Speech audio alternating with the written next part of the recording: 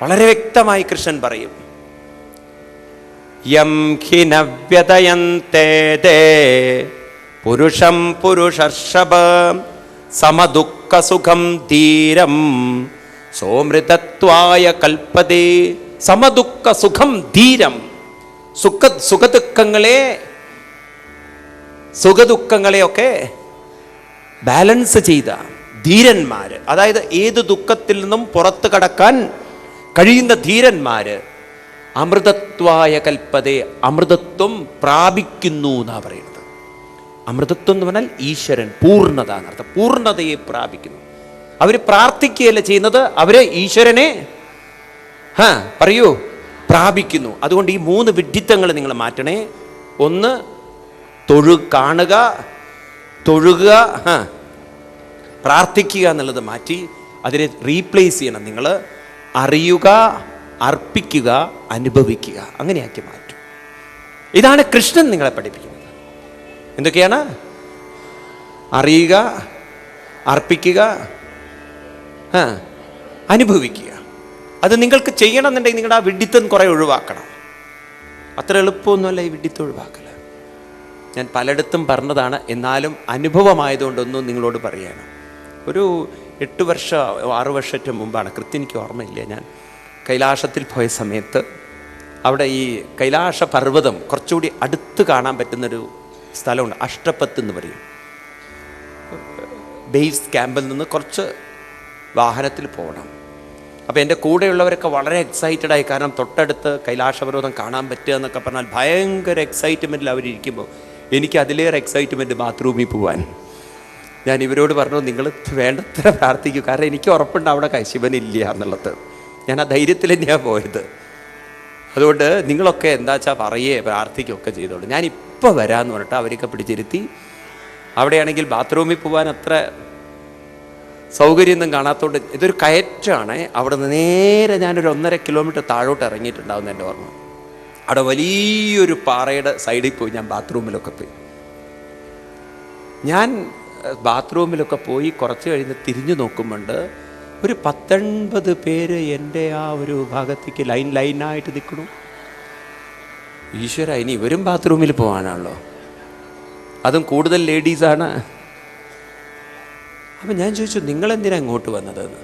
അപ്പോൾ അവർ പറയണേ, ഞങ്ങൾ വിചാരിച്ചു സ്വാമിജി ഇതിനെ പ്രദക്ഷിണം വെക്കുകയാണെന്ന് കരുതിയിട്ട് ഞങ്ങളും വന്നിരിക്കുകയാണ്, ഇനി അതിൻ്റെ കൂടി ഒരു പുണ്യം കുറയാതിരിക്കേണ്ട അവിടെ ചെന്നിട്ട്. ഞാൻ പറഞ്ഞു, ഭാഗ്യം നിങ്ങളെ കാണാൻ മൂത്രമൊഴിക്കാതിരുന്നത്.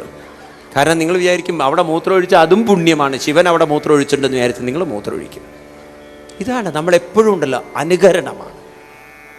അതൊന്നും അങ്ങോട്ട് മാറണമെങ്കിൽ ഇത്തിരി പ്രയാസമാണ്. എങ്കിലും കൃഷ്ണൻ പറയുന്നതൊന്ന് പ്രാക്ടീസ് ചെയ്യും. എന്തൊക്കെയാണ്?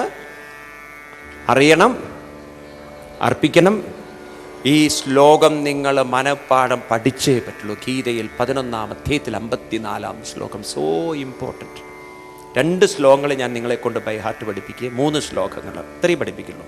7 ദിവസം കൊണ്ട് എൻ്റെ അച്ചീവ്മെൻ്റ് അതായിരിക്കട്ടെ. ഒന്നാമത്തത് ഭഗവത്ഗീതയിലെ 6-ാം അധ്യായത്തിലെ 5-ാം ശ്ലോകം. ഞാനത് മുഴുവൻ പറഞ്ഞിട്ടില്ല, ഉദ്ധരേതാത്മനാത്മാനം, ആ ശ്ലോകം.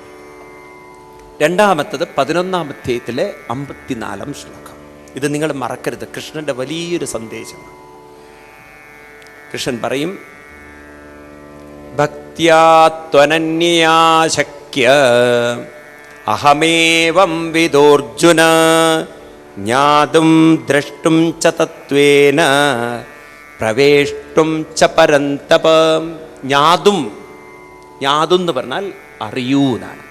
ശ്രദ്ധിക്കണേ, എല്ലാ മതങ്ങളും വിശ്വസിക്കൂ എന്ന് പറയുമ്പോൾ നമ്മുടെ ഋഷിമാർ നമ്മളോട് പറയുന്നത് അറിയൂ എന്നാണ്. ഈ വാക്ക് നിങ്ങൾ മറക്കരുത്. ഏത് ചാനൽ നിങ്ങൾ തുറന്നു നോക്കൂ, ക്രിസ്ത്യൻ ചാനലോ മുസ്ലിം ചാനലോ ഒക്കെ എടുത്ത് നോക്കൂ, വിശ്വാസം എന്നുള്ള വാക്ക് അവർ ആവർത്തിച്ച് ഉപയോഗിക്കും. നമ്മുടെ ഋഷിമാർ നമ്മളോട് പറയുന്ന വാക്ക് അറിയൂ. അറിയും തോറും നിങ്ങൾ വിശ്വസിക്കേണ്ടതില്ല. മനസ്സിലായില്ലേ? മനസ്സിലാവുണ്ടോ നിങ്ങൾക്ക്? ഞാൻ ഇന്നലെ പറഞ്ഞു നിങ്ങളോട്, ഭർത്താവ് ഭാര്യ ഈ ബന്ധങ്ങൾ നിങ്ങൾ വിശ്വസിക്കണോ അതോ നിങ്ങൾക്ക് ഉറപ്പുണ്ടോ? നിങ്ങൾ പറയൂ, ഇതെൻ്റെ ഭർത്താവാണെന്ന് ഞാൻ വിശ്വസിക്കുന്നു പറയൂ നിങ്ങൾ. ഇതെൻ്റെ മകനാണെന്ന് ഞാൻ വിശ്വസിക്കുന്നു സ്വാമി എന്ന് പറയൂ നിങ്ങൾ. നാടിന് അതിൻ്റേതായിട്ടുള്ള ഭാഷയുണ്ട്, അത് ഒരു പക്ഷേ അങ്ങനെയായിരിക്കാം. ഇപ്പം നിങ്ങൾ ഉദാഹരണത്തിന് കോട്ടയത്ത് പോയാൽ അവരുടെ ഭാഷാ രീതി വേറെയാണ്. ഞാൻ ഒരിക്കൽ കോട്ടയത്തൊരു വീട്ടിൽ ചെന്നു. കോട്ടയത്തിൽ വീട്ടിൽ ചെന്നപ്പോൾ അദ്ദേഹത്തിൻ്റെ ഭാര്യയെ പരിചയപ്പെടുത്തി എന്നോട് പറഞ്ഞു, സ്വാമിജി ഇത് നമ്മുടെ ഭാര്യയാകുന്നു. ഞാൻ പറഞ്ഞു, നമ്മുടേന്ന് നിങ്ങൾ പറയരുത്, ഇതെന്താ നാട്ടുകാരുടെ മുഴുവൻ ഭാര്യയാണോ? അത് നിങ്ങളുടെ ഭാര്യ. പക്ഷേ കോട്ടയത്ത് അങ്ങനെയാണ്, ഇത് നമ്മുടെ മകൻ, നമ്മുടെ ഭാര്യ, നമ്മുടെ കുടുംബം, നമ്മുടെ എല്ലാം നമ്മുടെ ആ ലോക്കൽ ലാംഗ്വേജ്. ഇവിടെ ചിലപ്പോൾ നിങ്ങൾ പറയില്ല ഇത് നമ്മുടെയാണ്, ആ ഒരു ഭാഷ. അതുപോലെയാണോ നിങ്ങൾ ഭാര്യ ഭർത്ത ബന്ധവും കുട്ടികളൊക്കെ പറയുന്നത് എൻ്റെ മകനാണെന്ന് വിശ്വസിക്കണമെന്ന് പറയൂ, ഉണ്ടോ ഇല്ലയോ? അപ്പം അതുകൊണ്ട് ഭഗവാൻ വേദവ്യാസ മഹർഷി അതുപോലെ കൃഷ്ണൻ നമ്മളോട് പറയുന്നു, വിശ്വസിക്കേണ്ടതില്ല, പക്ഷെ നിങ്ങളതിനെ അറിയണം. അപ്പം എന്താണ് അറിയേണ്ടത്? ശ്രദ്ധിക്കൂ നിങ്ങൾ. ഈ അറിയുക എന്നുള്ള വാക്കുണ്ടല്ലോ, വളരെ ശ്രദ്ധിച്ചുപയോഗിക്കണം. അറിയുക എന്ന് പറഞ്ഞാൽ സത്യത്തിന് രണ്ട് മുഖം, ഒന്ന് പൂർണ്ണവും രണ്ടംശവും. അംശമായതെപ്പോഴും പൂർണ്ണവുമായി പറയൂ ബന്ധപ്പെട്ടിരിക്കുന്നു. അപ്പോൾ ഒരു അംശമുണ്ടോ? ഏതുമുണ്ട്? പൂർണ്ണവുമുണ്ട്. ശരീരമുണ്ടോ? ഭൂമിയുണ്ട്. ഉള്ളിൽ പ്രാണവായുണ്ടോ? പുറത്തു വായുണ്ട്. ഒരു മനസ്സുണ്ടോ? മനസ്സിനോട് ബന്ധപ്പെട്ട് ആരുമുണ്ട്? പരമാത്മാവുമുണ്ട്. ഇത് മറക്കരുത് നിങ്ങൾ. ഇപ്പോൾ നിങ്ങൾക്ക് തോന്നാത്തതിന് കാരണം നാം അതിനെക്കുറിച്ച് വേണ്ട വിധത്തിൽ മനസ്സിലാക്കിയില്ല. അതുകൊണ്ട് ആദ്യം നിങ്ങളത് ജ്ഞാതും ഗ്രാസ്പ് ചെയ്യണം. യെസ്, മനസ്സുണ്ടോ? ആരുമുണ്ട്? അനന്തബോധമുള്ള ഒരു പരമാത്മാ. ഇനി എന്ത് വേണം? അടുത്തത് ഭഗവാൻ പറയുന്നു, അറിയണം, അതിൽ മനസ്സിനെ അർപ്പിക്കണം, ഉറപ്പിക്കണം. അതിനാണ് നിങ്ങൾ ധ്യാനം പരിശീലിക്കേണ്ടത്. അപ്പം ധ്യാനം പരിശീലിക്കും തോറും നോക്കൂ, പ്രാർത്ഥനയല്ല നമ്മളോട് പറയുന്നത്. മറ്റു മതങ്ങൾ വിശ്വസിക്കൂ എന്ന് പറയുമ്പോൾ അറിയൂ എന്ന് കൃഷ്ണൻ പറയുന്നു. മറ്റു മതങ്ങൾ പ്രാർത്ഥിക്കൂ എന്ന് പറയുമ്പോൾ കൃഷ്ണൻ, നമ്മുടെ ഋഷിമാർ പറയുന്നു ധ്യാനിക്കൂ എന്ന്. പ്രാർത്ഥിക്കും തോറും ദുർബലരാണ്, ധ്യാനിക്കും തോറും നിങ്ങൾ ധീരരാണ്. കാരണം നിങ്ങളുടെ മനസ്സ് കൂടുതൽ ആരോടടുക്കും? പരമാത്മാവിനോട് അടുക്കും. ധ്യാനിക്കുക എന്ന് പറഞ്ഞാൽ അർത്ഥം കണക്റ്റ് എന്നാണ്. നിങ്ങൾ ഭൂമിയിലിരിക്കുമ്പോൾ നിങ്ങൾ ഭൂമിയിൽ ധ്യാനിക്കുകയാണ് എന്ന് വെച്ചാൽ ഭൂമിയുമായി നിങ്ങൾ കണക്ട് ചെയ്തിരിക്കണം. മനസ്സിലാവുണ്ട് നിങ്ങൾക്ക്? ഇതുപോലെ നമ്മുടെ മനസ്സിനെ ആരോട് കണക്ട് ചെയ്യണം? മനസ്സുമായി ബന്ധപ്പെട്ടിരിക്കുന്ന പരമാത്മാവിനോട് കണക്ട് ചെയ്യണം. ഇപ്പോൾ നിങ്ങൾക്ക് പരമാത്മാവിനെ കുറിച്ച് ഒന്നും അറിയില്ല, പക്ഷെ മനസ്സിലാക്കൂ, മനസ്സുണ്ടോ? ആരുമുണ്ട്? പരമാത്മാവുമുണ്ട്. മനസ്സിലാവുണ്ട് നിങ്ങൾക്ക്? ധ്യാനിക്കൂ, അപ്പോൾ നിങ്ങളുടെ മനസ്സിനെ ഉറപ്പിക്കാൻ പറ്റും. അവസാനം ഭഗവാൻ പറയുന്നത് പ്രവേഷ്ടും ച പരന്തപ. പ്രവേഷ്ടും, എന്നിലേക്ക് പ്രവേഷ്ടും എന്ന് പറഞ്ഞാൽ എന്നിലേക്ക് പ്രവേശിക്കൂ എന്ന് പറഞ്ഞാൽ എന്നെ പ്രാപിക്കൂ എന്നാണ്. അറിയൂ, എന്നിൽ അർപ്പിക്കൂ, എന്നെ പ്രാപിക്കൂ, എന്നിലേക്ക് ലയിച്ചു ചേരൂ, എന്നിലേക്ക് അലിഞ്ഞു ചേരൂ. വളരെ ശ്രദ്ധിക്കണേ, ഈ ശരീരം ഒരു ദിവസം പൂർണ്ണമായ ഭൂമിയിലേക്ക്, ഈ ശരീരം ഒരു ദിവസം പൂർണ്ണമായ ഭൂമിയിലേക്ക് ലയിച്ചു ചേരും. കാരണം അംശം ഏതിൽ നിന്ന് വന്നിട്ടുണ്ടോ അതിലേക്ക് ലയിച്ചു ചേരും. ഉണ്ടോ? ഒരു ദിവസം ഉള്ളിലെ വായു പുറമേയുള്ള വായുവിലേക്ക് ലയിച്ചു ചേരും. ഇതൊക്കെ ലയിക്കുമെങ്കിൽ ഭഗവാൻ പറയുന്നു മനസ്സും അനന്തബോധത്തിലേക്ക് ലയിച്ചു ചേരും. ഇതിനെയാണ് ഋഷീശ്വരന്മാര് ബ്രഹ്മനിർവാണം എന്ന് പറഞ്ഞത്. നിങ്ങൾക്ക് കൈവരിക്കാൻ സാധിക്കും. അപ്പം അതുകൊണ്ട് നമ്മളൊന്നും പ്രാർത്ഥിക്കേണ്ടവരോ നമ്മളൊന്നും വിശ്വസിക്കേണ്ടവരോ അല്ല, നമ്മളൊക്കെ അറിയേണ്ടവരാണ്.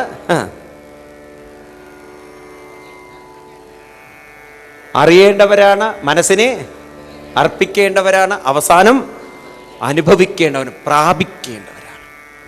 നോക്കൂ, നമ്മൾ എത്ര ഉയർന്നവരാണ്. നമ്മളൊക്കെ വന്നിരിക്കുന്നത് മനസ്സിനെ ഉയർത്തി എവിടെ നിന്നാണോ അത് വന്നിരിക്കുന്നത്.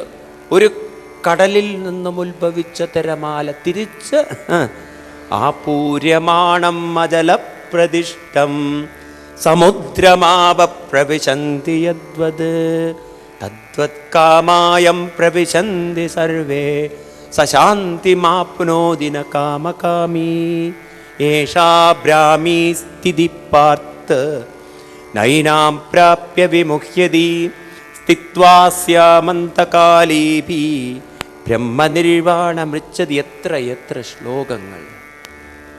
കാമാന്യകാമയതേ മന്യമാന സകാമഭിർജായതേ തത്ര തത്ര പര്യാപ്തകാമസ്തു ഇഹൈവ സർവേ പ്രലീയതേ. മുണ്ടുകോപനിഷത്തിലൊരു മന്ത്രമാണ്. അപ്പോൾ ഈ ഒരു ശ്ലോകം നിങ്ങൾ മറക്കരുത്. ഭക്തിയാത്തു അനന്യാശക്യ ചൊല്ലു. അഹമേവം വിദോർജുന ജ്ഞാതും ദ്രഷ്ടും ച തത്വേന പ്രവേഷ്ടും ച പരന്തപ. ഈ ശ്ലോകം നിങ്ങൾ പാഠം പഠിക്കണം. ഈ മറ്റൊരു ശ്ലോകം നിങ്ങളെ ഞാൻ പഠിപ്പിക്കുന്നു പറഞ്ഞത് പഠിപ്പിക്കുകയല്ല, ഞാൻ നിങ്ങളെ മനസ്സിലാക്കി തരാൻ വേണ്ടി പരിശ്രമിക്കുക. എനിക്ക് നിങ്ങളെ പഠിപ്പിക്കാൻ പറ്റില്ല, മനസ്സിലായില്ലേ? നീന്തൽ പഠിക്കാൻ ആഗ്രഹമില്ലെങ്കിൽ ആർക്കെങ്കിലും പഠിപ്പിക്കാൻ പറ്റുമോ? എൻ്റെ ജീവിതത്തിൽ ഇന്നേ വരെ എനിക്ക് ഡ്രൈവിംഗ് പഠിക്കാൻ തോന്നിയിട്ടില്ല. എന്നെ പലരും പഠിപ്പിക്കാൻ നോക്കിയിട്ട് അവരൊക്കെ തോറ്റുപോയി. കാരണം എനിക്ക് മോഹമില്ലാത്തത് എങ്ങനെ എന്നെ പഠിപ്പിക്കാൻ പറ്റും? ഒരുപക്ഷെ അവർക്ക് എന്നെ ഉള്ളിലിരുത്തി ഉന്താൻ പറ്റും വണ്ടി. ഞാനൊരു കഥ ഓർക്കുകയാണ്. ഒരിക്കൽ നിങ്ങൾ കേട്ടിട്ടുണ്ടോ അറിയില്ല, പൂനെ ബോംബെ ഒരു വലിയ സൂപ്പർ ഹൈവേ ഉണ്ട്, വലിയ സൂപ്പർ ഹൈവേ. ഒരിക്കൽ ഒരാൾ ഹൈവേയിൽ വരികയാണ്, അയാളുടെ കാറുമായിട്ട്. അതിലെ ടയർ പഞ്ചറായി, അയാൾക്ക് മാറ്റാൻ അയാളുടെ അടുത്ത് സ്റ്റെപ്പിനില്ല. അത് വണ്ടി ഒരു സൈഡിലിട്ടി വന്നു. സർദാർജി ആയിരുന്നു, ഈ തലയിൽ കെട്ടുള്ള പാർട്ടിയാണ്. അദ്ദേഹം രാത്രി പേടിച്ച് അങ്ങനെ അസ്വസ്ഥനായിട്ടിരിക്കും. ഈശ്വര എങ്ങനെയാ ഒന്ന് രക്ഷപ്പെടുക? കാരണം ഹൈവേയിലാണെങ്കിൽ കൂരിരുട്ട്, കള്ളന്മാരുണ്ടാവാം. വണ്ടികളാണെങ്കിൽ ചീറി ചീറി പാഞ്ഞു വരുന്നു, ഒരു വണ്ടി നിർത്തുന്നില്ല. അവസാനം അദ്ദേഹം നോക്കുമ്പോൾ ഒരു വണ്ടി പതുക്കെ പതുക്കെ പതുക്കെ വരുന്നു. അദ്ദേഹം വിചാരിച്ചു, രണ്ടും കൽപ്പിച്ച് വിചാരിച്ചു എങ്ങനെയെങ്കിലും ഈ വണ്ടിയിൽ കയറണം. വണ്ടി എത്തുന്നതും അതിങ്ങനെ പോവുകയാണ് മുന്നോട്ട്, ഡോറ് തുറക്കുന്നതും ചാടി കയറുന്നതും. ഇരുന്ന് കഴിഞ്ഞപ്പം അദ്ദേഹം ബോധം പോയി. അദ്ദേഹത്തിന് നോക്കുമ്പോൾ ഡ്രൈവറുടെ സീറ്റിൽ ആരുമില്ല. അതിങ്ങനെ താനെ പോകുന്നുണ്ട്. പുറകിലേക്ക് നോക്കാനുള്ള ധൈര്യവുമില്ല. എന്നാലും കഷ്ടിയൊന്ന് ബോധം വന്ന് തിരിഞ്ഞു നോക്കിയപ്പോൾ അവിടെ ആരുമില്ല. ആലോചിച്ച് നോക്കൂ, ഒരാളുമില്ലാത്തൊരു വണ്ടി ഇങ്ങനെ പോകുന്നു പറഞ്ഞാൽ എത്ര പേര് ബോധത്തോടുകൂടി ഇരിക്കും? ചിലർക്ക് അപ്പം ഡൈപ്പർ കെട്ടേണ്ടി വരും, കാരണം പിടിച്ചു നിർത്താൻ പറ്റില്ല. കുറച്ചു കഴിഞ്ഞ് അദ്ദേഹം വണ്ടി പോയിക്കൊണ്ടിരിക്കുക. ഭാഗ്യവശാലൊരു കടയിൽ അവിടെ ഒരു ലൈറ്റ് ഇങ്ങനെ കാണുന്നുണ്ട്. അദ്ദേഹം വിചാരിച്ചു എന്ത് വില കൊടുത്തും, കാരണം പ്രേതം ഓടിക്കണമെന്ന് അദ്ദേഹത്തിൻ്റെ വിചാരം. അദൃശ്യ രൂപത്തിലിരുന്ന പ്രേതം. വണ്ടി മുന്നോട്ട് പോകുന്ന സമയത്ത് ഒരു തിരിവിലെത്തുമ്പോൾ ഒന്ന് സ്ലോ ആയെന്ന് കണ്ടതും അദ്ദേഹം വണ്ടിയിൽ നിന്ന് ഡോറ് തുറക്കണു, ചാടുന്നു, ഒരോട്ടം. ഓടുന്ന സമയത്ത് പുറകിൽ പട്ട പട്ട പട്ട പട്ട പട്ട ഒരു ശബ്ദം. അദ്ദേഹത്തിന് മനസ്സിലായി, പ്രേതം എന്നെ പിന്നാലെ പിടികൂടിയിരിക്കണം. ഒരു നിമിഷം അദ്ദേഹം നിന്നതും പുറകിൽ വന്ന രൂപം അദ്ദേഹത്തിൻ്റെ ഷോൾഡറിൽ കയറി ഒരൊറ്റ പിടുത്തം, എന്നിട്ടൊരൊറ്റ അടി മുഖത്ത്. നോക്കുമ്പോൾ, കണ്ണ് തുറന്ന് നോക്കുമ്പം അതും ഒരു സർദാർജിയാണ്. ഇദ്ദേഹം ആ സർദാർജി പറയാണ്, തും 400 പീസ്. അവരുടെ ഭാഷ എങ്ങനെയാണ്? ഉല്ലുക്കപ്പട്ട. അവർക്ക് ദേഷ്യം വന്ന അവർ എല്ലാ വെജിറ്റബിളിൻ്റെയും പേരാ വിളിക്കുക. നല്ല ഭാഷ, നമ്മളെക്കാളും നല്ലതാണ്. മൃഗങ്ങളുടെ പേരൊന്നും വിളിക്കില്ല. അതൊക്കെ പറഞ്ഞ് അദ്ദേഹം ചീത്തയൊക്കെ വിളിച്ചിട്ട് പറഞ്ഞു, എൻ്റെ വണ്ടി പഞ്ചറായ സമയത്ത് ഞാൻ ഉരുട്ടിക്കൊണ്ടുവരികയായിരുന്നു അത്രേ. പാവം, അയാൾ ഉരുട്ടിക്കൊണ്ടുവരികയായിരുന്നു പുറകിലിരുന്നിട്ട്. ഈ മനുഷ്യനത് കാണുന്നില്ല. ഇയാൾ വിചാരിച്ചത് പ്രേത ഭൂതാന്ന് വിചാരിച്ചത്. പാവം, ഇദ്ദേഹം ഉരുട്ടിക്കൊണ്ടുവരുമ്പോൾ അതിൻ്റെ അകത്ത് വേറൊരുത്തം കയറിയിരിക്കുന്നു. അയാളെയും കൂടി ഉരുട്ടേണ്ട ഗതികൾ വന്നു. അതും അത്യാവശ്യം ഇറക്കായതുകൊണ്ട് നിർത്താനും പറ്റില്ല. വണ്ടി ഇങ്ങനെ ഉരുണ്ടി വരികയാണ്. അപ്പോഴാണ് ഇയാൾക്ക് മനസ്സിലായത് ഇത്രയും നേരം പേടിച്ചിരുന്ന പ്രേതം പുറകിലുണ്ടായിരുന്നു എന്നുള്ളത്. അപ്പോൾ പറഞ്ഞു വരുന്നത്, നമ്മുടെ ശരീരം ഭൂമിയിലേക്ക് ലയിക്കുന്ന പോലെ മനസ്സിന് പരമാത്മാവിലേക്ക് ലയിക്കാൻ കഴിവുണ്ടെന്ന് നമുക്ക് പറഞ്ഞു തരുന്ന മറ്റൊരു മന്ത്രമാണ്. നിങ്ങൾ ഓർത്തു വെച്ചാൽ മതി. 11-ാം സ്കന്ധം ഭാഗവതാണേ, ഭഗവത്ഗീതയല്ല. ഭാഗവതം 11-ാം സ്കന്ധം 14-ാം അധ്യായം 27-ാമത് ശ്ലോകം. കൃഷ്ണൻ ഉദ്ധവർക്ക് കൊടുക്കുന്ന ഒരു ഉപദേശമാണ്. ഇവിടെ അർജുനന് കൊടുത്ത ഉപദേശം പോലെ തന്നെ ഉദ്ധവർക്ക് കൊടുക്കുന്ന ഉപദേശമാണ്. അവിടെ പറയും, വിഷയാൻ ധ്യായത ചിത്തം വിഷയേഷു വിഷജ്യതേ. വിഷയാൻ ധ്യായത ചിത്തം വിഷയേഷു വിഷജ്യതേ മാമനുസ്മരച്ചിത്തം മയ്യേവ പ്രവിലീയതേ. വിഷയാൻ ധ്യായത ചിത്തം വിഷയേഷു. നിങ്ങൾ വേണ്ടാത്ത ചിന്തകളെക്കുറിച്ച് ചിന്തിച്ചാൽ മനസ്സ് അതിൽ പോയി ഒട്ടി പിടിച്ച് കുരുങ്ങിക്കിടക്കും. നിങ്ങളുടെ അന്തകൻ നിങ്ങൾ തന്നെയായിരിക്കും. അതാണ് കൃഷ്ണൻ പറഞ്ഞ, നിങ്ങളുടെ ശത്രു ആത്മനോ ആത്മൈവ രിപു. നിങ്ങൾ വേണ്ടാത്തത് ചിന്തിച്ച് ദുഃഖവും വിഷമങ്ങളും വരുത്തിയാൽ നിങ്ങളുടെ ശത്രു ആരാണ്? നിങ്ങളാണ്. പലരും തിരിച്ചറിയുന്നില്ല നമ്മുടെ ശത്രു നമ്മളാണെന്ന്. നമ്മളൊക്കെ തെറ്റിദ്ധരിച്ചിരിക്കുന്നത് ആരൊക്കെയോ നമുക്ക് പ്രശ്നങ്ങൾ ഉണ്ടാക്കുന്നത്. നിങ്ങൾക്ക് ഗ്രഹദോഷമുണ്ട്, ബന്ധുക്കൾ പാരവെക്കുന്നുണ്ട്, ആരോ ഒഴിഞ്ഞു വെച്ചിട്ടുണ്ട്. നിങ്ങളെയൊക്കെ വിഷമിപ്പിക്കാൻ ഒട്ടും പ്രയാസമില്ല. ഒരു ചെറുനാരങ്ങയും ഒരു പച്ചമുളകും കൂട്ടിച്ചേർത്ത് വീട്ടിൻ്റെ മുന്നിലിട്ടാൽ മതി. അന്നത്തെ ദിവസം ശരിയാക്കി തരാൻ പറ്റും. അല്ലെങ്കിൽ ഒന്നും വേണ്ട, ഒരു കോഴിമുട്ട വാങ്ങിച്ച് മഞ്ഞപ്പൊടിയും കുറച്ച് കുങ്കുമം. ഞാനതൊന്നും ചെയ്തിട്ടില്ലേ, നീ അതും വിചാരിച്ച് നിങ്ങൾ എൻ്റെ അടുത്ത് വരരുത്. നിങ്ങളുടെ വീട്ടിൻ്റെ മുറ്റത്ത് കൊണ്ടിട്ടാൽ മതി. അന്നത്തെ സമാധാനം പോയി കിട്ടും. നിങ്ങൾക്ക് ഉണ്ടോ ഇല്ലയോ? ഒരു ചെമ്പ് തകിട് വാങ്ങിച്ച് അതിലെന്തെങ്കിലും കുത്തിക്കുറച്ച് അവിടെ ചുരുട്ടി നിങ്ങളുടെ വീട്ടിൻ്റെ മുറ്റത്തിട്ടാൽ മതി. നിങ്ങളെ അസ്വസ്ഥരാക്കാൻ പറ്റും. ഉണ്ടോ ഇല്ലയോ? ഒന്നുമില്ലെങ്കിൽ ഒരു കറുത്ത ചരട് മേടിച്ച്, ഇതൊന്നും നിങ്ങൾ അടുത്ത വീട്ടുകാർക്ക് ചെയ്യരുതേ. ഇനി ഇതും പറഞ്ഞിട്ട് ഓരോരോ ടെക്നിക്ക് പിടിച്ചെന്ന് വിചാരിക്കരുത്. നിങ്ങൾ ഒരു കറുത്ത ചരട് കുറേ കെട്ടി അതൊന്ന് നിങ്ങളുടെ വീട്ടിലെ ഗേറ്റിൻ്റെ മുകളിൽ കെട്ടിയിട്ടാൽ മതി. നിങ്ങൾക്ക് സമാധാനം പോയി കിട്ടി. മനസ്സിലാവുണ്ടോ? നിങ്ങൾക്കൊരാളോട് ദേഷ്യമുണ്ടെങ്കിൽ നിങ്ങൾ അവരോട് ദേഷ്യമൊന്നും തീർക്കണ്ട. 2 കാര്യം ചെയ്താൽ മതി. ഒന്നുകിൽ ജ്യോതിഷരത്നം വാങ്ങിച്ചു കൊടുക്കുക, അവരുടെ സ്വസ്ഥത പോയി കിട്ടും. അല്ലെങ്കിൽ നിങ്ങൾ വാസ്തുവിനെ കുറിച്ചുള്ളൊരു പുസ്തകം വാങ്ങിച്ചു കൊടുക്കുക, അവർക്ക് അസ്വസ്ഥത തുടങ്ങാൻ മുതൽ. കാരണം എന്തെങ്കിലും വീട്ടിൽ ശരിയല്ലാത്ത കാര്യങ്ങളുണ്ടാവും, സമാധാനം പോയി കിട്ടും. അപ്പോൾ പറഞ്ഞു വരുന്നത്, നിങ്ങളെ അസ്വസ്ഥമാക്കാൻ ചുറ്റുപാടുകൾക്ക് സാധിക്കും. അതാർക്ക് വേണമെങ്കിലും എപ്പോൾ വേണമെങ്കിലും സാധിക്കും. ഒന്നും വേണ്ട, വാക്കുകളെ കൊണ്ട് പറഞ്ഞാൽ മതി. എന്ത് പറ്റി നിങ്ങളുടെ മുഖത്ത്? ഇങ്ങനെ ആയിരുന്നില്ലല്ലോ കഴിഞ്ഞ ആഴ്ച, കഴിഞ്ഞു നിങ്ങളുടെ സമാധാനം. ഭഗവാൻ പറയുന്നു, ഇതൊന്നുമല്ല നിങ്ങളെ തളർത്തുന്നത്, നിങ്ങളറിയുന്നില്ല. വിഷയാൻ ധ്യായത ചിത്തം വിഷയേഷു വിഷജ്യതേ. അതേ മനസ്സിന് മാമനുസ്മരച്ചിത്തം മയ്യേവ പ്രവിലീയതേ. എന്നെ സ്മരിക്കുന്ന മനസ്സിന് മാം ഏവ പ്രവിലീയതേ. ലീയതേ എന്ന് പറഞ്ഞാൽ ലയിച്ചു ചേരാൻ സാധിക്കും. ശ്രദ്ധിക്കണേ, ഈശ്വരനെ പ്രാപിക്കാൻ സാധിക്കും എന്ന് പറഞ്ഞ ഒരേ ഒരു സംസ്കാരം ഭാരതീയ സംസ്കാരം മാത്രമാണ്. ഇത് നിങ്ങൾ മനസ്സിലാക്കൂ. നമ്മളെ തരം താഴ്ത്തി കാണുന്നു. മറ്റു മതങ്ങളൊക്കെ പറയുന്നത്, ഈവൻ ഇസ്ലാം മതം പോലും പറയുന്നത് ദൈവം എല്ലായിടത്തും ഉണ്ട് എന്ന്. പക്ഷെ നോക്കൂ അവരുടെ വിഡിത്തം. എല്ലായിടത്തും ഉണ്ടെങ്കിൽ നമ്മളിലും ഉണ്ടാവില്ലേ? ഉണ്ടാവോ? എല്ലായിടത്തും വായു ഉണ്ടെങ്കിൽ നമ്മളിലുണ്ടാകുമോ? പറയൂ നിങ്ങൾ. ഉണ്ടാവും. ഇല്ലെങ്കിൽ ശവമാണ്.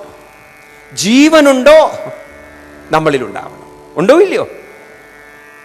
അങ്ങനെയെങ്കിൽ എല്ലായിടത്തും ഈശ്വരനുണ്ടെങ്കിൽ നമ്മളിൽ ഈശ്വരൻ ഉണ്ടാവോ? അപ്പം അങ്ങനെയാണെങ്കിൽ ചിന്തിക്കേണ്ടത്, നമ്മളിലാണോ ഈശ്വരൻ, അതോ ഈശ്വരനിലായിരിക്കോ നമ്മൾ? ആ ശക്തിക്ക് ശേഷമല്ലേ നമ്മൾ ഉണ്ടായിട്ടുണ്ടാവുക, രൂപാന്തരപ്പെട്ടുണ്ടാവുക. അങ്ങനെയെങ്കിൽ നമ്മളിൽ ഈശ്വരനാണോ, അത് ഈശ്വരനായിരിക്കോ നമ്മൾ? ഈശ്വരനായിരിക്കണം നമ്മൾ, ആണോ അല്ലയോ? പൂർണ്ണതയിലെ അംശമുണ്ടാവുള്ളൂ, അംശത്തിലൊരിക്കലും പൂർണ്ണതയുണ്ടാവില്ല. സയൻറ്റിഫിക്കലി ശരിയല്ല. അപ്പം നമ്മളിൽ എല്ലാവരിലും ഈശ്വരൻ ഉണ്ടെങ്കിൽ അപ്പം പിന്നെ എവിടെയാണ് ഒരു കലഹം വരേണ്ടത്? എവിടെയാണ് ഒരു അസ്വസ്ഥത വരേണ്ടത്? മനസ്സിലായില്ലേ? മനസ്സിലാവുണ്ട് നിങ്ങൾക്ക്?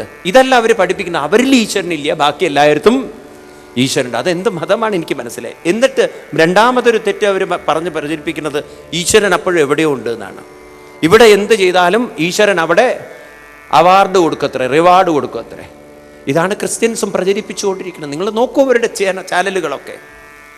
ആത്മീയത എന്നുള്ളൊരു വാക്കൊക്കെ ഇപ്പോഴാണ് അവർ ഉപയോഗിക്കാൻ തുടങ്ങി. അവരൊക്കെ ദൈവീകതയാണ് ഉപയോഗിച്ചുകൊണ്ടിരുന്നത്. ദൈവത്തിൻ്റെ രാജ്യമാണ്, ദൈവത്തിൻ്റെ ലോകമാണ്. ആണോ? നമുക്ക് ദൈവമല്ല, നമുക്കുള്ളത് ആത്മീയതയാണ്. കൃഷ്ണൻ തന്നെ പറയുന്നു, അഹം ആത്മാ ഗുഡാകേശ സർവഭൂതാശയസ്ഥിത് അഹമാദിശ്ച മധ്യം ച ഭൂതാനാമന്തമേവ ച. നോക്കൂ ഭഗവത്ഗീതയിൽ 10-ാം അധ്യായത്തിൽ 20-ാം ശ്ലോകം. കൃഷ്ണൻ ദൈവം എന്നല്ല പറയുന്നത്, ഞാൻ ദൈവമാകുന്നു എന്നല്ല പറയുന്നത്, അഹം ആത്മാ എന്നാണ്. ഞാൻ എല്ലാവരിലും പരമാത്മാവാകുന്നു. അഹമാദിശ്ച മധ്യം ച ഭൂതാനാമന്തമേവ ച. ഞാൻ എല്ലാവരുടെയും മനസ്സിൻ്റെ കൂടെയുണ്ട്, ആദ്യമുണ്ട്, മനസ്സിൻ്റെ കൂടെയുണ്ട്. മനസ്സ് ലയിച്ചു ചേരുന്നതും എന്നിലേക്കാണ്. ക്ലിയറാണോ ഞാൻ പറയുന്നത്? ക്ലിയറാണോ ഞാൻ പറയുന്നത്? നമ്മുടെ ഭാഷയൊക്കെ ഇപ്പം അവർ ഉപയോഗിക്കാൻ തുടങ്ങി. എനിക്ക് ഇന്നലെ എൻ്റെ മാതൃഭൂമി എടുത്ത് നോക്കിയാൽ വളരെ സന്തോഷമായി. കാരണം ഒരു മുസ്ലിം മതപണ്ഡിതൻ പറഞ്ഞിരിക്കുന്ന ആത്മീയ വിദ്യാഭ്യാസം വേണമെന്ന്. ആത്മീയത എന്ന് പറഞ്ഞാൽ ആത്മാവിനെ സംബന്ധിച്ച അങ്ങനെയൊന്നും ഉണ്ട് എന്നെങ്കിലും ഇപ്പോൾ അവർ മനസ്സിലാക്കുന്നുണ്ടല്ലോ. മനസ്സിലായില്ലേ? നമ്മുടെ ഭാഷകളാണ് ഇപ്പോൾ അവരൊക്കെ ഉപയോഗിക്കുന്നത്. അപ്പോൾ പറഞ്ഞു വരുന്നത്, ശ്രദ്ധിക്കൂ, നിങ്ങൾ വളരെ ശ്രദ്ധിക്കൂ. മറ്റുള്ള മതങ്ങൾ ഈശ്വരനെ അകലേക്ക് വെച്ചപ്പോഴാണ് ഈശ്വരനെ വിശ്വസിക്കേണ്ടത്, ഈശ്വരനെ പ്രാർത്ഥിക്കേണ്ടി വരുന്നത്. ആ ഈശ്വരൻ സ്വർഗത്തിലുണ്ടെന്നും സ്വർഗത്തിലെത്താമെന്നൊക്കെയുള്ള ധാരണകൾ അവർ വിളിച്ചു പറഞ്ഞത്. നമ്മുടെ ഋഷീശ്വരന്മാർ പറയുന്നത്, നിങ്ങൾ ഇരിക്കുന്നത് തന്നെ ആരിലാണ്? അത് നിങ്ങൾ അറിയൂ. ആ പരമാത്മാവിലേക്ക് നിങ്ങളുടെ മനസ്സിനെ നിങ്ങൾ അർപ്പിക്കൂ, ഉറപ്പിക്കൂ. ആ പരമാത്മാവിനെ നിങ്ങൾ പ്രാപിക്കൂ. ഈശ്വരനെ പ്രാപിക്കാൻ യോഗ്യതയുള്ളവരാണ് ഞാനും നിങ്ങളും. We are qualified to experience God.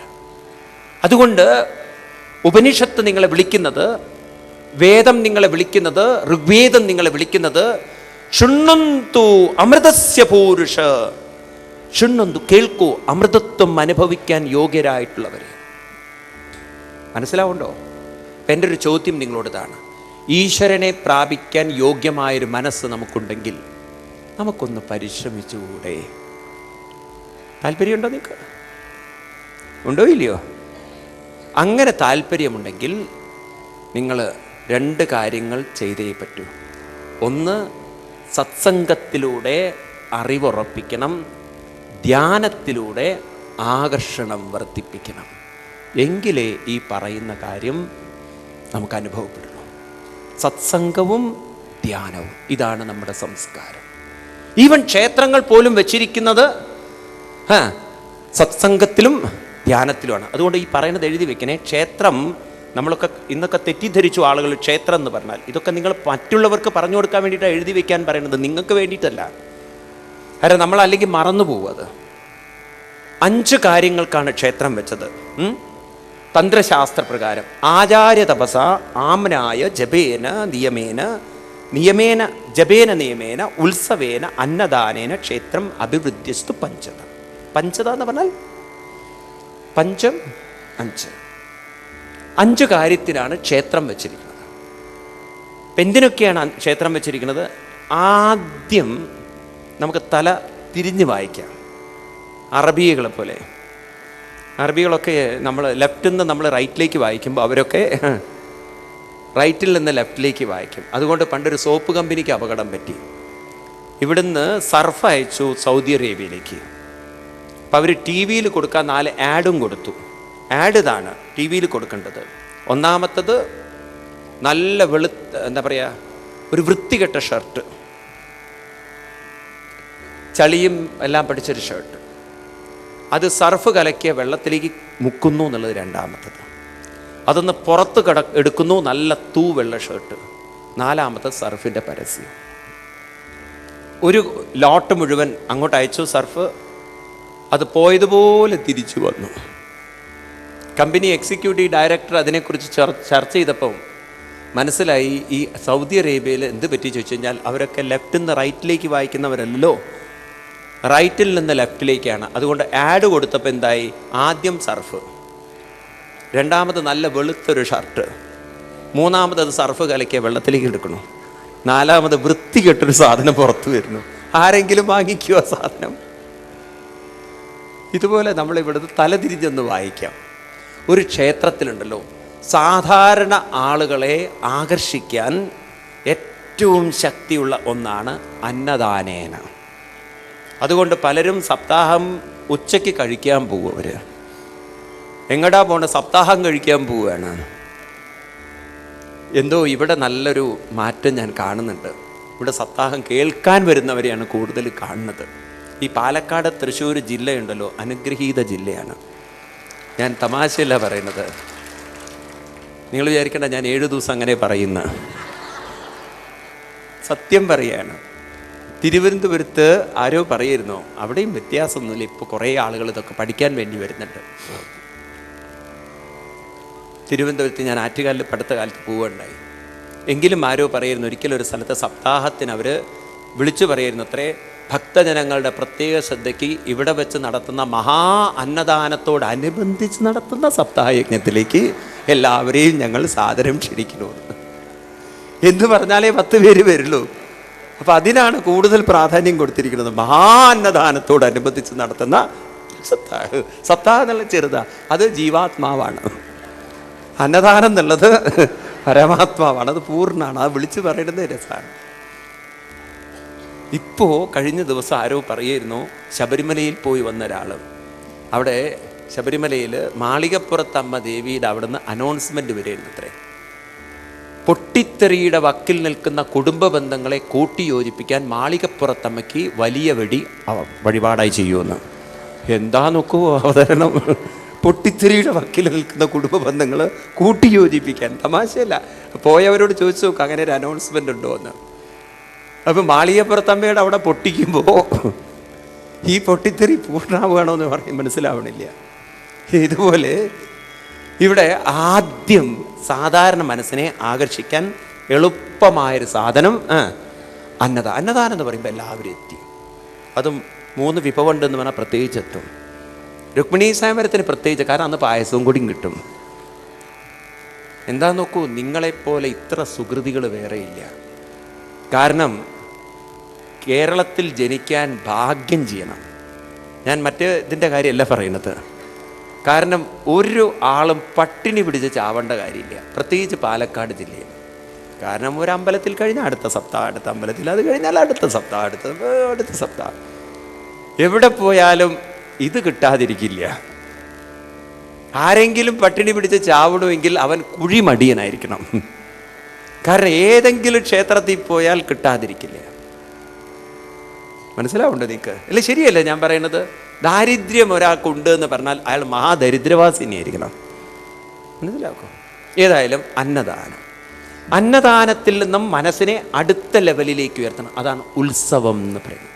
അവരെ ഒരു സാമൂഹിക ബോധമുള്ളവരാക്കി തീർക്കുക, കലാസാംസ്കാരികമായി അവരെ പ്രബുദ്ധരാക്കുക. അവരുടെ ഉള്ളിലുള്ള സർഗവാസനകൾ, കലാവാസനകൾ, സംഗീതവാസനകൾ, അതുപോലെ തന്നെ ചിന്തിക്കാനുള്ള ശക്തി, ഇതെല്ലാം ഒന്ന് ഉണർത്താൻ അടുത്ത പടിയാണ് ഉത്സവേന, ഉത്സവം.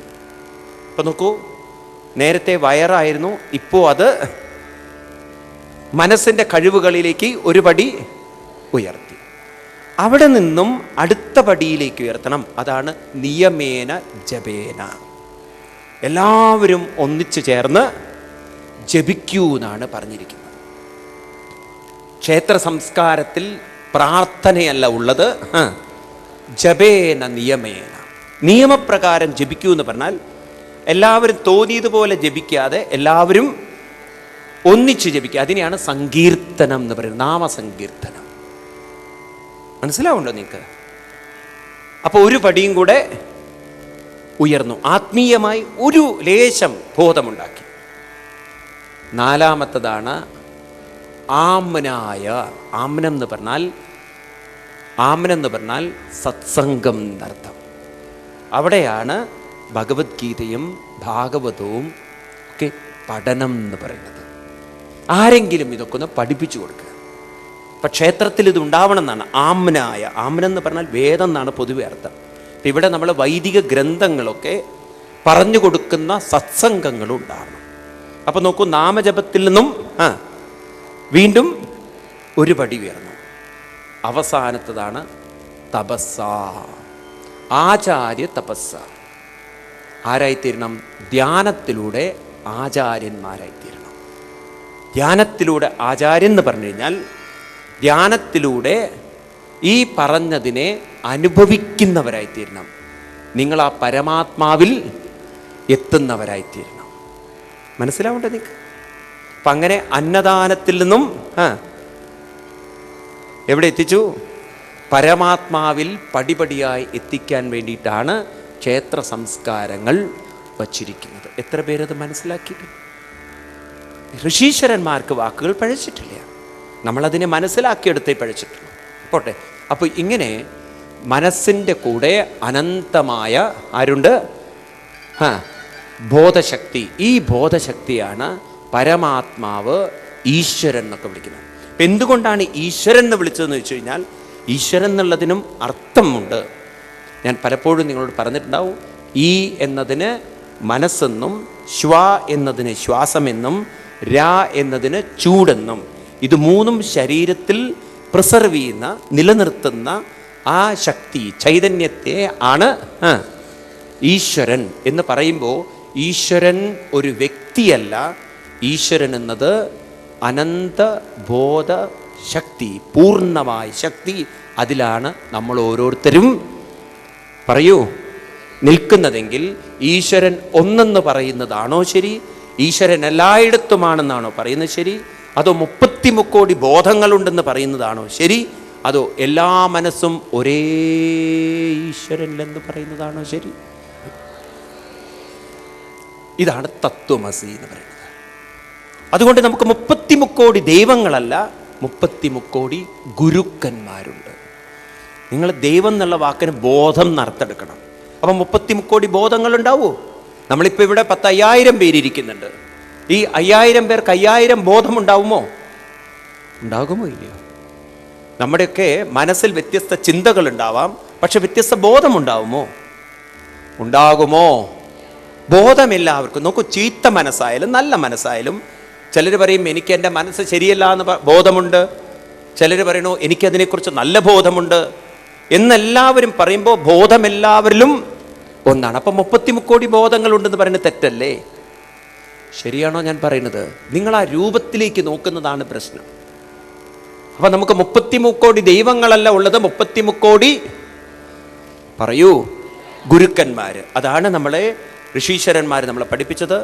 ഗുരുർ ബ്രഹ്മ, ഗുരുർ വിഷ്ണു, ഗുരുർ ദേവോ മഹേശ്വര, ഗുരു സാക്ഷാൽ പരം ബ്രഹ്മ തസ്മൈ ശ്രീ ഗുരവേ നമ. ഗുരു, ഗുരു ബ്രഹ്മ, വിഷ്ണു, ശിവ എല്ലാവരെയും ആരായിട്ടാണ് കണക്കാക്കുന്നത്? അപ്പം നമുക്ക് 33 കോടി ഗുരുക്കന്മാരുണ്ട്. ഇനി ആരോടും ഈ വിഡിത്തങ്ങളൊന്നും പറയരുതേ. 33 കോടി ദൈവങ്ങളുണ്ട്. ഇനി ആരും കൈപൊക്കില്ലല്ലോ. ഒരു ദൈവമേ ഉള്ളൂ എന്ന് പറയുന്നവർ എത്ര പേരുണ്ട്? ആരും കൈപൊക്കണില്ല. അപ്പം നിങ്ങളൊക്കെ ബുദ്ധിമാന്മാരായിത്തീർന്നു. സബുദ്ധിമാൻ മനുഷ്യേഷു എന്നൊക്കെ കൃഷ്ണൻ നിങ്ങളെ വിളിക്കുന്നത്. ഇത് മനസ്സിലാക്കി കഴിഞ്ഞാലല്ലോ സബുദ്ധിമാൻ മനുഷ്യേഷു കൃതകൃത്യശ്ച ഭാരത്, കൃതാർത്ഥരാണ്. അപ്പോൾ ഇതാണ് സത്യം. അതുകൊണ്ട് എളുപ്പം ഈശ്വരനെ മനസ്സിലാക്കാൻ ഏറ്റവും നല്ലൊരു ഉദാഹരണമാണ്, ഞാൻ ഇന്നലെ നിങ്ങളോട് പറഞ്ഞു, ഒരു മാല. ഭഗവത്ഗീതയിൽ 7-ാം അധ്യായത്തിൽ 7-ാമത്തെ ശ്ലോകം കൃഷ്ണൻ പറയും, മത്ത പരതരം നാന്യത് കിഞ്ചിദസ്തി ധനഞ്ജയാം മയി സർവമിദം പ്രോതം സൂത്രേ മണിഗണ ഇവ. മത്ത്, മത്ത എന്ന് പറഞ്ഞാൽ സാമ്പാറിൻ്റെ കഷ്ണമല്ല. മത്ത, എന്നിൽ നിന്ന് അന്യമായി ഒന്നുമില്ല. അതായത് ഇവിടെ രണ്ട് ദൈവങ്ങളില്ല. ദൈവം എന്ന് പറയുന്നത് എല്ലാവരും ഇരിക്കുന്നത് ഒരേ ദൈവത്തിലാണ്. ക്രിസ്ത്യൻസിനൊരു ദൈവവും മുസ്ലിമിനൊരു ദൈവവും ഹിന്ദുക്കൾക്കൊരു ദൈവവും ഇല്ല. എല്ലാ മനസ്സുകളും ഇരിക്കുന്നത് ഒരേ ഈശ്വരനിലാണെങ്കിൽ അത് ഏതുപോലെ നിങ്ങൾ മനസ്സിലാക്കണം.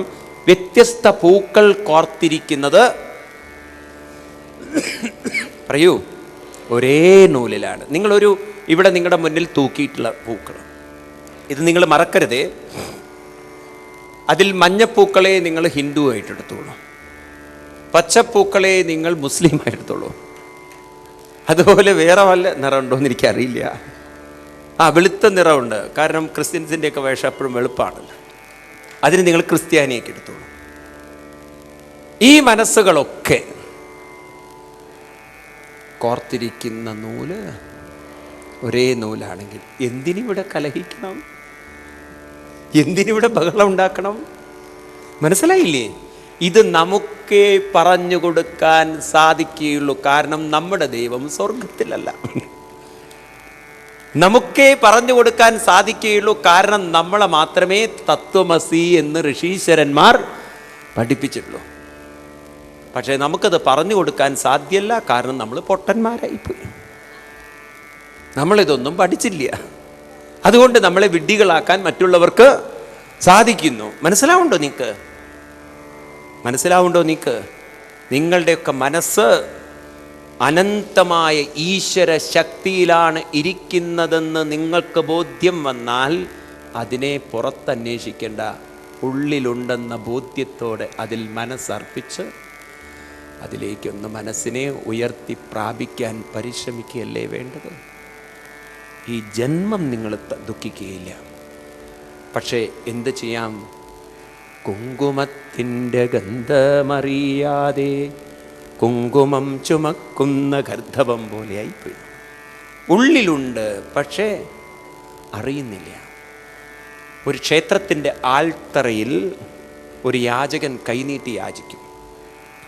ആര് വന്നാലും സർ പ്ലീസ്, ഇംഗ്ലീഷ് അറിയാം. ഒരു യാചകൻ വരും. ഈ യാചകനെ കുറിച്ച് പറയുമ്പോൾ എനിക്ക് ഓർമ്മ വരുന്നത്, ഞാൻ ഒരിക്കൽ ബോംബെയിൽ നിന്ന് ഡൽഹിയിലേക്ക് പോയിരുന്നു. അപ്പോൾ ഒരു പിച്ചക്കാരൻ ട്രെയിനിൽ കയറി, ഞാൻ കയറിയിട്ടൊരു കമ്പാർട്ട്മെൻറ്റിൽ. അവൻ പറഞ്ഞു, ഏക് റുപ്യ ദേദാ തോ ഭഗവാൻ ആപ്കോ 10,000 ദേ ദേഗാന്ന്. അപ്പം ഞാനും വിട്ടുകൊടുക്കാൻ നിശ്ചയിച്ചില്ല. ഞാൻ അവനെ വിളിച്ചു, ഇതറാവോ? അപ്പം എൻ്റെ കൂടെ വേറെ ആൾക്കാരുണ്ട്. ഞാൻ പറഞ്ഞു, ആപ് ജൂട്ട് ബോൾത്തെ ഹൈ, സച്ച് ബോൾത്തെ ഹൈ, സച്ച് ഹേ മഹാത്മാ, സച്ച് ഹേ. അയാൾ എൻ്റെ കാലൊക്കെ തൊട്ടു. ഞാൻ പറഞ്ഞു, സച്ച് ഹേ തോ हमको 1 रुपया दे दो, आपको भगवान 10,000 दे देगा. അവൻ ഒരിക്കലും പ്രതീക്ഷയില്ല പിച്ചക്കാരൻ്റെ അടുത്ത് നിന്ന് വേറൊരാൾ പിച്ച മേടിക്കുന്നുള്ളത്. സച്ച് തോ 1 रुपया हमको दे दो. അവൻ എൻ്റെ കണ്ണിലേക്ക് നോക്കി, ഇങ്ങനെയൊരു ദരിദ്രവാസിയോ? അത്യാവശ്യം നല്ല ഡ്രസ്സൊക്കെ ഇട്ടിട്ടുണ്ട്. അപ്പം എൻ്റെ കൂടെയുള്ളവർ എൻ്റെ എന്താ മനസ്സിലായില്ല. ഭഗവാൻ ദേദാ തോ ആപ്കോ ഭി ദേ ദേഗാ, ഉസ്മേ ക്യാ ഹൈ. അപ്പോൾ അവൻ എൻ്റെ കണ്ണിലേക്ക് നോക്കിയിട്ട് പറഞ്ഞു, അബി ആയേഗ എന്നൊറ്റ മുങ്ങലാണ് അവൻ. പിന്നെ ഞാൻ നോക്കുമ്പോഴൊക്കെ ഓരോ സ്റ്റേഷനിൽ ഇറങ്ങുമ്പം ഇവൻ എത്തി നോക്കും, ഞാൻ അവിടെ ഉണ്ടോ എന്ന്. ഞാനുള്ളതുകൊണ്ട് അവൻ ആ കമ്പാർട്ട്മെൻറ്റിലേക്ക് വന്നില്ല. മനസ്സിലായില്ലേ? ഇതുപോലെ നമ്മുടെ മനസ്സും ഒരു യാചകനെ പോലെ ജീവിക്കുന്നു. ഈ യാചകനാവട്ടെ വരുന്നവരോടൊക്കെ സാർ സാർ. ഒരിക്കലൊരു ജെന്റിൽമാൻ ഒരു നല്ല ഫോറിൻ BMW കാറൊക്കെ ആയിട്ട് അമ്പലത്തിൽ വരുന്നു. അദ്ദേഹം നിർത്തുന്നു. അദ്ദേഹം ക്ഷേത്രത്തിലേക്ക് പോകാൻ നേരത്തെ ഇയാൾ സർ എന്ന് പറഞ്ഞ് ചെന്നപ്പോൾ ഈ മാന്യൻ നോക്കുന്നത് ആ യാചകൻ ഇരിക്കുന്ന ആൽത്തറയിലേക്കാണ്. അവിടെ ഒരു മരത്തിൻ്റെ പെട്ടി കാണുന്നു. ആ മരത്തിൻ്റെ പെട്ടിയിലേക്ക് ശ്രദ്ധ പോകുന്നു. അതിൽ ചില ഈ മിലിറ്ററിക്കാരുടെയൊക്കെ പെട്ടിയിൽ ചില എഴുത്തുകളൊക്കെ ഉണ്ടാവുമല്ലോ, ശ്രദ്ധിച്ചിട്ടുണ്ടോ നിങ്ങൾ? അതേപോലെ ചില എഴുത്തുകൾ കണ്ടതും അദ്ദേഹം നിന്നിട്ട് ചോദിച്ചു, ഇതാരുടെ പെട്ടിയാണ്? പറഞ്ഞു, ഇതെൻ്റെ പെട്ടിയാണ്. ഇതിലെന്താ ഉള്ളത്? സാറിനതൊക്കെ എന്തിനാ അറിയുന്നത്? ഞാനൊരു പിച്ചക്കാരൻ, ഞങ്ങളുടെ വല്ല സാധനങ്ങളല്ലേ ഉള്ളൂ. നിർബന്ധിച്ചത് തുറപ്പിച്ച്, ശരിയാണ്, കീറത്തുണികളും മറ്റുമൊക്കെ. എന്തിനു പറയുന്നു? ഇദ്ദേഹം അതൊക്കെ എടുത്തിടാൻ പറയുന്നു. ഇദ്ദേഹം കാറിൽ പോകുന്നു. ഇദ്ദേഹത്തിൻ്റെ കാറിൻ്റെ ടൂൾ കിറ്റ് എടുത്ത് കൊണ്ടുവരുന്നു. സ്ക്രൂ ഡ്രൈവർ എടുക്കുന്നു, ആ പെട്ടിയുടെ അകത്ത് ചുരണ്ടുന്നു, അതിൽ ചെറിയ സ്ക്രൂകൾ കാണുന്നു. അത് അഴിച്ചെടുക്കുമ്പോൾ പെട്ടിയുടെ ഉള്ളിലൊരു അറ കാണുന്നു. ആ ഒരു മേലെ ചെറിയ കവർ എടുത്തതും അതിൽ അമൂല്യങ്ങളായ രത്നങ്ങൾ കാണുന്നു. യാചകൻ അന്താളിച്ച് കണ്ണിലേക്ക് നോക്കിയപ്പോൾ ഇദ്ദേഹം പറഞ്ഞു, 10-30 വർഷം മുമ്പ് ഞങ്ങളുടെ അച്ഛൻ ഇവിടുത്തെ വലിയ രത്നവ്യാപാരിയായിരുന്നു. ഒരു ലഹള പൊട്ടി പുറപ്പെട്ടപ്പോൾ ഞങ്ങൾ ഇവിടുന്ന് ഓടി രക്ഷപ്പെട്ടപ്പോൾ ഈ പെട്ടിയുടെ അകത്തുള്ളത് എടുക്കാൻ പറ്റിയില്ല. അന്ന് മുതൽ അന്വേഷിച്ചുകൊണ്ടിരിക്കുകയായിരുന്നു. ഇന്നത് കണ്ടുകിട്ടി. ഏതായാലും യാചകൻ ഒരു നിമിഷം അന്താളിച്ചു പോയി. അദ്ദേഹം യാചകൻ്റെ കയ്യിൽ ആ രത്നക്കല്ലുകൾ കൊടുത്തിട്ട് പറഞ്ഞു, ഞങ്ങൾക്കിതിൻ്റെ ആവശ്യമില്ല. കാരണം ഇത്രയും കാലം അങ്ങല്ലേ ഇതിൻ്റെ മുകളിലിരുന്നത്, അങ്ങെടുത്തോളൂ. യാചകൻ പൊട്ടിക്കരഞ്ഞ അദ്ദേഹത്തിൻ്റെ കാൽ പിടിച്ചിട്ട് പറഞ്ഞു, ഇത്രയും കാലം ഇത്ര അമൂല്യമായൊരു നിധിയുടെ മുകളിലിരുന്നു കൊണ്ടാണ് ഇതുപോലെയാണ് നിങ്ങളൊക്കെ ചെയ്യുന്നത്. മനസ്സിൻ്റെ കൂടെ അമൂല്യമായ അനന്ത ഈശ്വര ശക്തിയുണ്ടെന്ന് ഭഗവാൻ കൃഷ്ണൻ പറയുന്നു. മനുഷ്യാണാം സഹസ്രേഷു കശ്ചിത് യദതി സിദ്ധയേ യദാമഭിസിദ്ധാനം കശ്ചിന്മാം വേത്തി തത്വദാം. എത്രയോ സഹസ്രം ആളുകൾ തൊഴുതു പോകുന്നു, ദുർലഭം ഭാഗ്യം ചെയ്തവരെ തിരിച്ചറിയും. നിങ്ങളറിയൂ, ഇനി നമ്മൾ തളരരുത്. നിങ്ങൾ തളരണുവെങ്കിൽ നിങ്ങൾ ഒരു യാചകനെ പോലെ ജീവിക്കാൻ ബാധ്യസ്ഥനാവുകയാണ്. ചിലവർക്ക് അങ്ങനെയാണ്, ആ സ്വഭാവത്തിൽ നിന്ന് അവർക്ക് വിട്ടുപോവാൻ സാധിക്കുകയില്ല. മനസ്സിലാവുണ്ടോ നിങ്ങൾക്ക്? അപ്പം അതുകൊണ്ട് നമ്മളെ മാനസികമായി ഉയർത്തണം. നിങ്ങൾ കേട്ടിട്ടുണ്ടാവും ഭട്ടതിരിപ്പാടിൻ്റെ മനോഹരമായ വരികൾ നാരായണീയത്തിൽ. അദ്ദേഹം 1-ാമത്തെ ദശകത്തിൽ 2-ാമത്തെ ശ്ലോകത്തിൽ പറയും, ഏവം ദുർലഭ്യവസ്തും നബി സുലഭതയാം ഹസ്തലബ്ധേയദന്യൽ തൻവാ വാചാദിയാവാ ഭജതി ഭജന ക്ഷുദ്രദൈവ സ്ഫുടേയം ഏതേ താവദ്വയന്തു സ്ഥിരതര മനസ വിശ്വപീഡാപഹത്യേ നിശേഷമാത്മാനമേനം ഗുരുഭവനപുരാധീശമേവാശ്രയാമ. പലരും ശ്രീകോവിലിൻ്റെ അകത്ത് മാത്രം എന്നെ കണ്ട് മനസ്സമാധാനം തേടിപ്പോകുന്ന ആളുകൾ അറിയുന്നില്ല ക്ഷുദ്രദൈവ സ്ഫുടേയം, മനസ്സ് ക്ഷുദ്രമാണെന്ന്. എന്നെ ഒരു ദുർലഭ്യ വസ്തുവായി ശ്രീകോവിലിൻ്റെ അകത്ത് കാണുന്നവരെ ഭട്ടതിരിപ്പാട് വിളിക്കുന്നത് ക്ഷുദ്ര മനസ്സ്. ക്ഷുദ്ര മനസ്സെന്ന് പറഞ്ഞാൽ നാരോ മൈൻഡ്, വളരെ ചെറിയ മനസ്സ്, ദൗർബല്യം നിറഞ്ഞ മനസ്സ്. എന്നാൽ ഞാനോ സുലഭതയാ ഹസ്തലബ്ധേ. എവിടെയുണ്ട്? നിങ്ങളുടെ കൈകളിലുണ്ട്. കൈകളിൽ എന്ന് പറഞ്ഞാൽ ഈ കൈയല്ല ഉദ്ദേശിച്ചത്, നിങ്ങളിൽ തന്നെയുണ്ട്. നിങ്ങൾക്കൊരു മനസ്സുണ്ടോ? ആരുണ്ട്? പരമാത്മാവായ ഭഗവാൻ. ഏത് രൂപത്തിൽ? ആത്മാനമേനം ഗുരുഭവനപുരാധീശം. നിങ്ങളുടെ പരമാത്മാവായുണ്ട്. മനസ്സിലായില്ലേ? ഈ ഒരു ബോധം നാം ഇടമുറിയാതെ കൊണ്ടു നടക്കണം. മനസ്സുണ്ടോ? ഭഗവാനുണ്ട്. മനസ്സിലാവുണ്ടോ നിങ്ങൾക്ക്? മനസ്സുണ്ടോ? ഭഗവാനുണ്ട്. ഏതുപോലെ ശരീരമുണ്ടോ? ഭൂമിയുണ്ട്. മനസ്സിൻ്റെ കൂടെ ആരുണ്ട്? ഭഗവാൻ.